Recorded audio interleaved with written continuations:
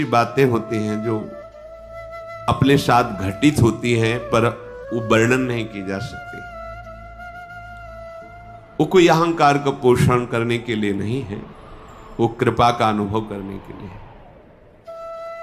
सन्यास वेश था त्रिपुंड भगवान शिव का लगाए हुए। जब देखा कि वास की बड़ी अव्यवस्था है जहां जैसे, तो मदन मोहन जी का मंदिर ऊपर टीला में गए, एकांत 2-3 का समय होगा, दोपहर की, कोई नहीं।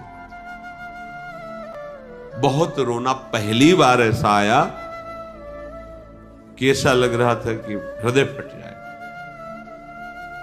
कुछ महीने हुए थे, लगा वृंदावन छूट जाएगा, क्योंकि हम किसी को जानते नहीं थे, कोई परिचय नहीं था। निश्चय किया कि अब रात की गाड़ी से बनारस चले जाएंगे, घाटों में जीवन व्यतीत करना है, ठीक है। पर एकदम फिर आग लगी। अभी कोई वैष्णव दीक्षा या कोई ऐसा विधान नहीं, पूरे सन्यासी मन में फिर एकदम कि हमें कैसे वृंदावन मिल सकते। एकदम याद आई कि लाडली जी का वृंदावन, अगर वो चाहें तो वृंदावन। कोई परिचय नहीं, क्योंकि ना तो वाणियों का परिचय था, न रसिकों का परिचय था, बस राधा राधा राधा। और अगर सुन रही हो लाडली जी तो आप कृपा करो, मुझ अधम को, मुझ नीच को भी कहीं एक जगह ऐसा वास दे दो जिससे ये जीवन आपकी चरण रज में कट जाए। बहुत विकल होकर रुके, कोई उत्तर नहीं मिला, निराश हो गए। नीचे उतरे कि आज रात की गाड़ी से वापस चले जाएंगे। नीचे उतरे, इतनी बड़ी लाली गौर वर्ण और लाल अचला था, गेरुआ ऐसे पकड़ा, ऐसे जाएगो बाबा जाएगो। तो हमें कुछ समझ में ही नहीं आ रहा, वैसे ही ऊपर से विकल होके आए थे। हमारे दिमाग में ऐसा है कि आसपास घर हैं, कोई घर से लाली ऐसा बालक वत खेल ऐसे 2-3-4 बार ऐसे घूमी आसपास और खेलते हुए चली गई। अब आगे बढ़े, तुमका ये कैसे जानती थी कि हम जाना चाहते हैं बनारस? ये लौट पड़े, पूछा कि यहाँ किसी के घर में लाली है? बोले यहाँ तो विरक्त महात्मा रहते हैं, मदन मोहन जी की सेवा वालों के 1-2 घर ऐसे। बस एकदम मन में आया कि मैं जो लाडली जी से जो विनय कर रहा था, मेरी लाडली जी से वो दिन। ये ऐसा ना समझे कि तुम्हारी बात वो सुन नहीं रही, पर तुम्हारा कोई और आश्रय है तो तुम्हें उत्तर मिलने में देर लगेगी। अगर कोई आश्रय नहीं तो वह नीचे उतरे थे और आश्चर्य में व्यवस्था, आश्चर्य में वहां पहुंचे जहां आश्रम में रहते थे। एक संत खड़े थे, वाह बाबा परिक्रमा करते हुए, ऐसे सहज में कोई परिचय नहीं मिलते। उन्होंने कहा कि अगर वो रहना चाहें तो एकांत स्थान है यहाँ, और ऐसा गौशाला है पास में, एकांत को ये हम बहुत रोना, पहली बार ऐसा आया कि ऐसा लग रहा था कि हृदय फट जाए। कुछ महीने हुए थे, लगा वृंदावन छूट जाएगा, क्योंकि हम किसी को जानते नहीं थे, कोई परिचय नहीं था। निश्चय किया कि अब रात की गाड़ी से बनारस चले जाएंगे, घाटों में जीवन व्यतीत करना है, ठीक है। पर एकदम फिर आग लगी। अभी कोई वैष्णव दीक्षा या कोई ऐसा विधान नहीं, पूरे सन्यासी मन में फिर एकदम कि हमें कैसे वृंदावन मिल सकते। एकदम याद आई कि लाडली जी का वृंदावन, अगर वो चाहें तो वृंदावन। कोई परिचय नहीं, क्योंकि ना तो वाणियों का परिचय था, न रसिकों का परिचय था, बस राधा राधा राधा। और अगर सुन रही हो लाडली जी तो आप कृपा करो, मुझ अधम को, मुझ नीच को भी कहीं एक जगह ऐसा वास दे दो जिससे ये जीवन आपकी चरण रज में कट जाए। बहुत विकल होकर रुके, कोई उत्तर नहीं मिला, निराश हो गए।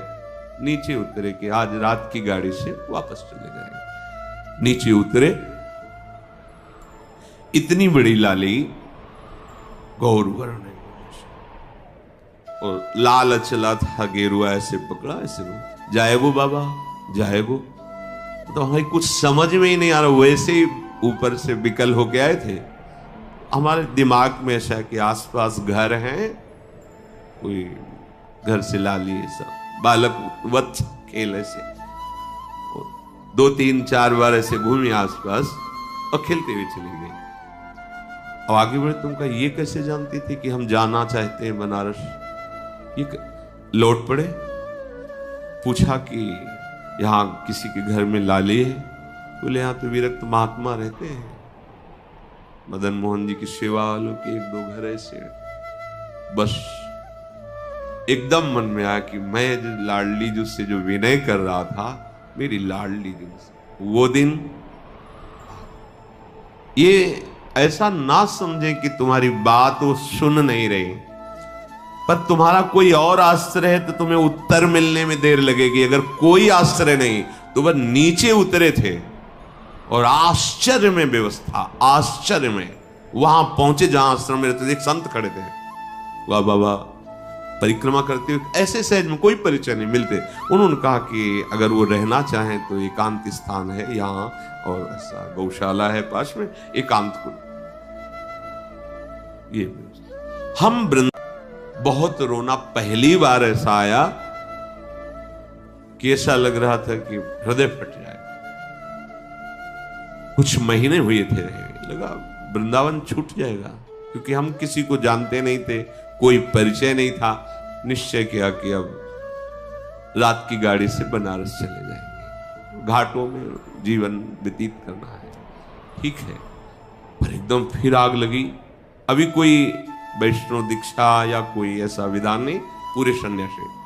मन में फिर एकदम कि हमें कैसे वृंदावन, एकदम याद आई कि लाडली जी का वृंदावन, अगर वो चाहें तो वृंदावन। कोई परिचय नहीं, क्योंकि ना तो वाणियों का परिचय था, न रसिकों का परिचय था, बस राधा राधा राधा।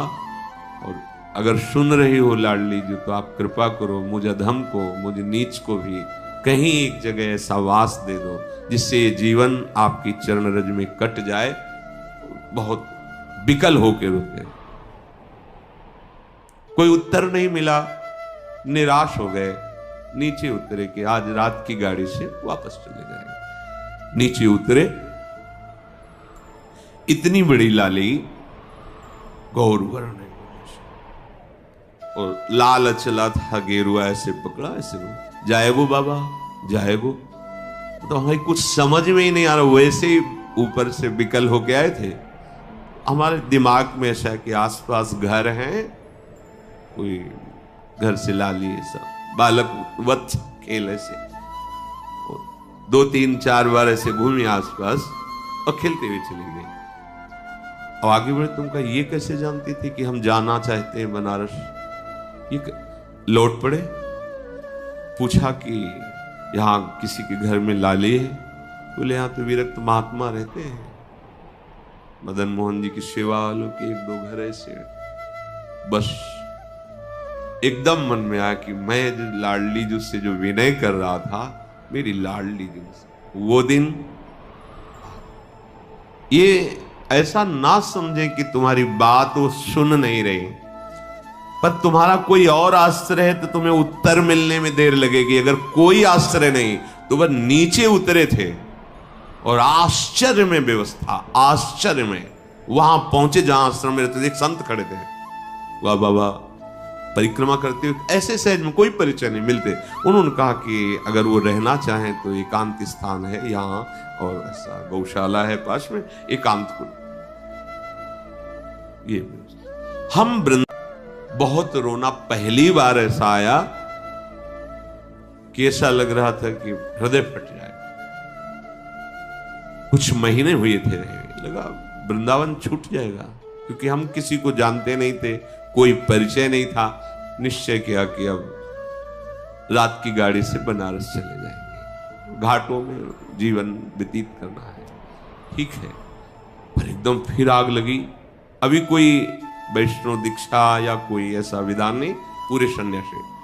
मन में फिर एकदम कि हमें कैसे वृंदावन में एकदम याद आई कि लाडली जी का वृंदावन, अगर वो चाहें तो वृंदावन कोई परिचय नहीं, क्योंकि ना तो वाणियों का परिचय था, न रसिकों का परिचय था, बस राधा राधा राधा।